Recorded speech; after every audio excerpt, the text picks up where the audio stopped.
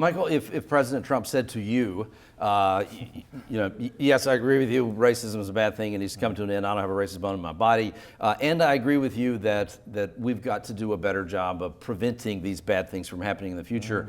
But I'm sorry, we do also have to speak candidly about the thugs that you're not asking for affirmative action for. And there are people who have to clean up their own conduct and straighten themselves up. And there is some dimension of that has to be a testosterone dimension of the formula. What do you say to Donald Trump if he or a conservative thinker makes a more eloquent version of that case? What do you say to that person? Well, look, that case has been made time and again, perhaps from time immemorial in terms of the origins of ideology.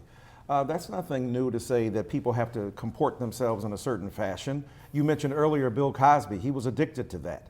Martin Luther King Jr. wrote a column for Ebony magazine where he gave practical advice to Negroes, as we were then called, about how to handle their particular issues. Booker T. Washington, W.B. Du Bois, Nannie Helen Burroughs. So the fact is, you have to be ignorant of the broad swath of the broad reach and trajectory of African American thought about these issues to make it as if it's something new, number one. To pretend that every pronouncement that Clarence Thomas makes every 10 years is something that is novel, that is insightful, or some new black conservative. So I say to Donald Trump, look, black people are just as invested in wanting our communities not to be run over with thugs. Stop giving them badges and guns. Stop giving them the ability to roll up in black communities under a no-snitch policy that the police department abides by, because it refuses to tell the truth about the thin blue line that ostensibly should protect us from the marauding criminals, except those criminals turn out to be often those with badges and guns. So I would say, A, you got to deal with that. B, there are many in the African American community, along with Latinos, who are culturally conservative, who have moral principles rooted in the Ten Commandments, who want nothing more than to clean up these communities. Again, don't demonize and pre-criminalize African American, Latino, and even poor white people.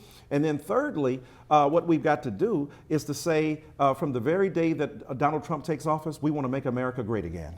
Let's take it back from the Donald Trumps of the world and give it back to those who worked hard to make certain that this country would be what it is. It was Howard Thurman, the great prophetic mystic, who said, never reduce your dreams to the level of the event, which is your immediate experience. This particular thing will not last always. He said our slave foreparents saw a future we couldn't even imagine. So we don't have the leisure to become so cynical that it prevents us and precludes us from grasping hold of a future that was manifest in Martin Luther King Jr.'s vernacular articulation. I ain't going nowhere. This is my country. I love it. I helped build it. My blood has nourished the soil of American democracy from which has sprung so many great institutions. So we are committed to do something more important and more valuable than leave. We want to stay and reform American culture according to those lights.